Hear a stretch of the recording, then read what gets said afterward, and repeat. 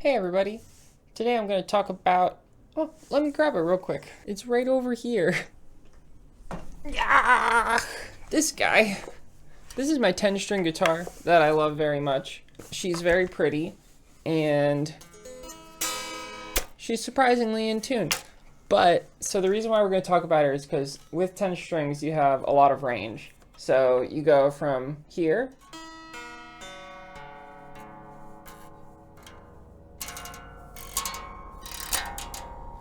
And I don't actually know how much of that picks up on the camera. So it's very, very low pitched. And the reason that's a problem is because of the fact that most speakers, when they're playing guitar, are optimized for like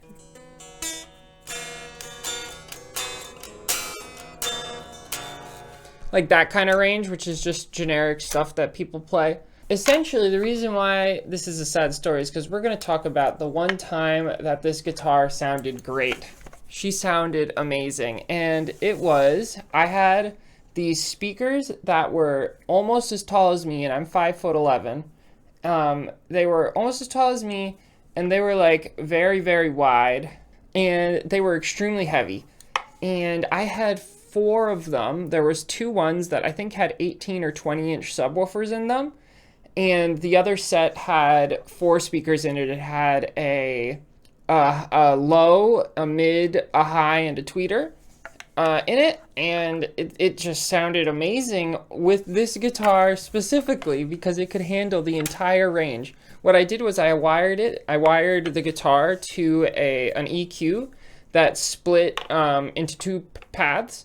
And I wired the left path to, I first had it go through a crossover, I think is what it's called.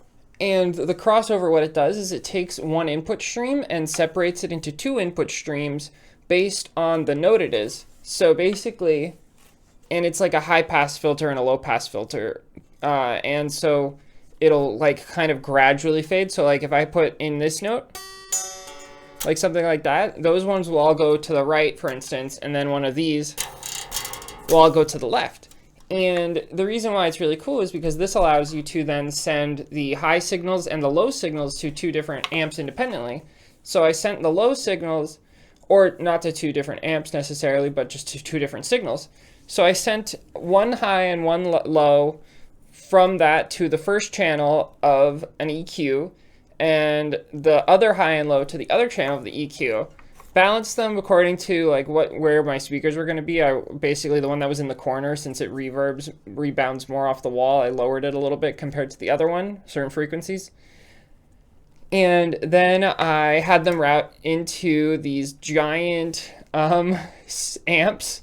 They're rack mounted. They were like this big and had a capacitor in them that was like this big. It was crazy.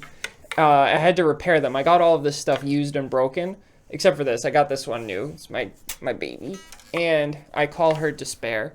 After they go into the amp, then they get wired left, right, or sorry. Well, yeah, I mean, kind of. It's like the amps have 2 channels, and so the amps then got outputted to independently to the high. There was 4 of these giant speakers. There was one that was low through tweeter, and then the other one was the subwoofer, and I had them on either side, so it's a stereo sound, and I wired the 2 amps to both of the 2 sides, so 4 different connections to the speakers, and then I just wired this directly in and played through it, and it made the whole range just sound so, so good. And the thing is, they were so big and so heavy, and I'm not very strong, and I barely was able to lift them into my car, and I was moving, and I was like, I don't want to take these with me just because they're so big. They take up an entire room, really. It's like the main feature of any room you put in them is going to be those speakers. And I'm never going to have anything as nice again because of the fact that they're so expensive. And I sold them. I bought them broken, which is the only reason why I could afford them. Anyways, so yeah, I'm never going to have this guitar sounding good again unless I can get it to work with software or something like that. Or I have actually a pedal crossover circuit. But I don't have, so I have considered, I could basically use that pedal crossover circuit to wire the low strings independently from the high strings to either to a guitar amp and a bass amp and see how that sounds independent. But I haven't tried that yet. But either way, I'm going to miss those speakers forever, even though I haven't had them in over a year. And yeah, that's about it. Rip to the speakers. Bye.